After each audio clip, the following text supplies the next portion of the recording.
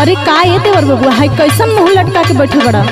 अरे का करिए भौजी, ऐसन हमके मेहर मिल गइल बिया ना हाँ। कि एकदम नाकी में चूना को गले बिया। अरे ऐसन का भइलो हो। अरे हम का बताई तोहरा के। देखा ऐसे ना उजिया जाला। सुना हम बतावत ही। बताव। ऐसे ना वो कहरा से हट के रहा हो।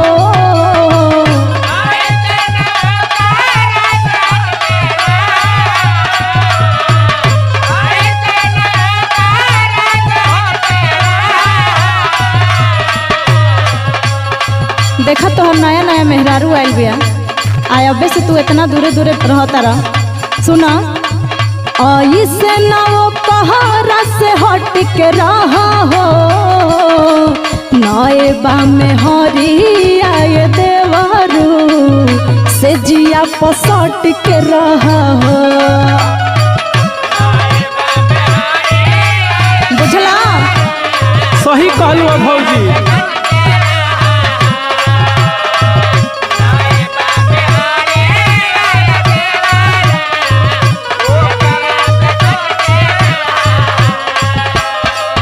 हमके तो तू बता दलू भौजी। हाँ तो तू हमारो सुना। अच्छा सुनावा। केहू से बोला होला के लूर नइखे हो।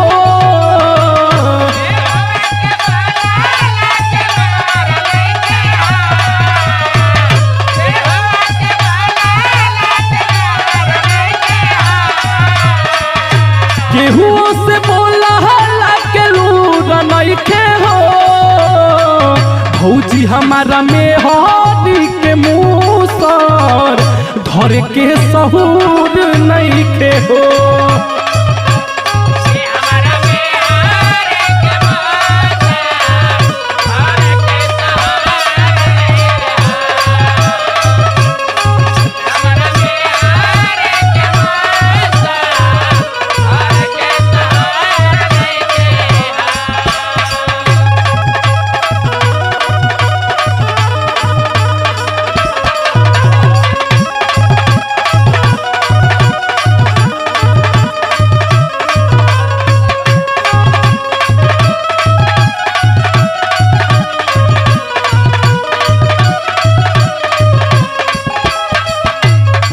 देखा बहन उ नादान बा, ऐसे ओकरा समझ में नहीं आवत, लेकिन धीरे धीरे टेंशन मतलब सब समझ में आ जाए ओकरा।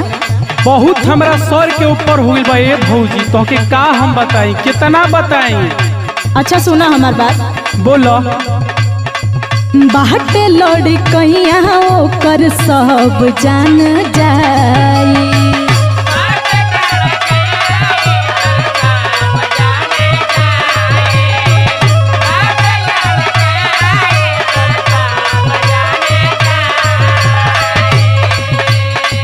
तोहरो तो धीरे धीरे मजा भेटाई।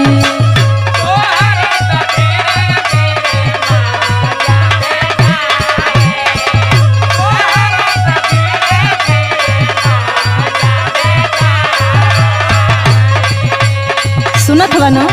सुना तनी बोला। बाटे लड़ी कहिया ओकर सब जान जाई। तोहरो तो धीरे धीरे मजा भेटाई। लभ चभुक के रोज लिपट के रहा हो।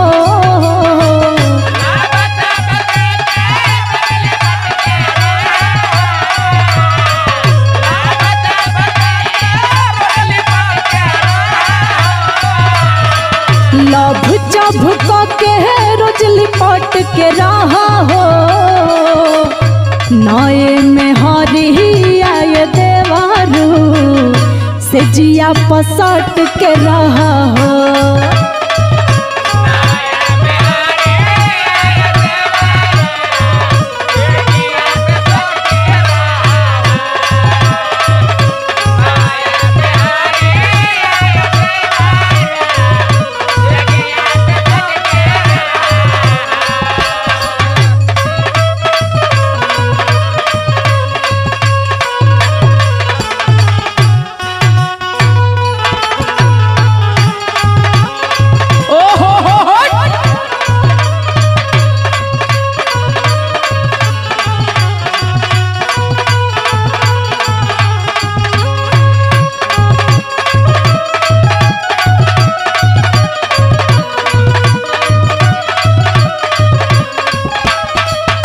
सुनो, हाँ बोलो। जब से आइल बिया हाँ अपन साया साड़ी कुल हमरे से खिंचवावतिया। अच्छा ऐसा बात बा का हो? घर का हमके मेहर मौगा बना के रखले बिया। अरे तक कल तोहके कहे के न बा हाँ। कर तू पछ ले तड़ू। अरे देखा तनी संभाल दे एक दो साल फिर तो ठीक आ जाए, सुधिया जाए। तो सुनो, हाँ सुनाबो। गोरे होरे नइखे बिया एकदम सावो।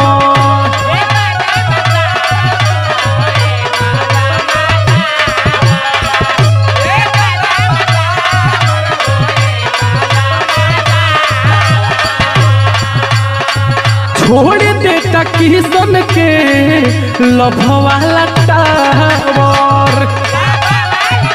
अरे तो सावर है तो उसे का भइल हो?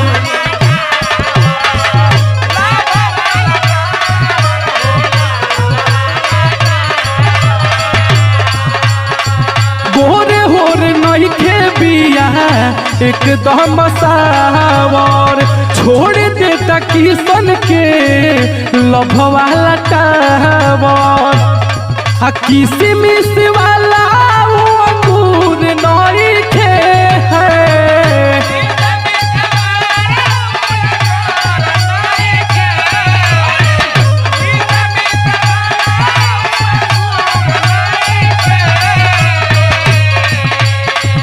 किसमिस वाला वो अंगूर नइखे हो। भौजी हमारा में हारी के मुँह सर धर के सहूर नइखे।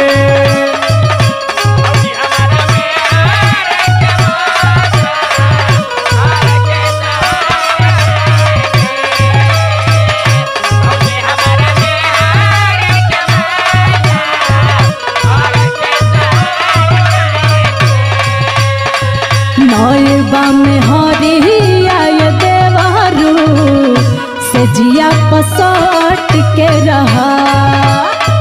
भौजी हमारा में हारी के मुँह सर धर के सहूर नइखे। नएबा में हरिया देवारू से जिया पसट के रहा। सही कहलू हो। बुझला।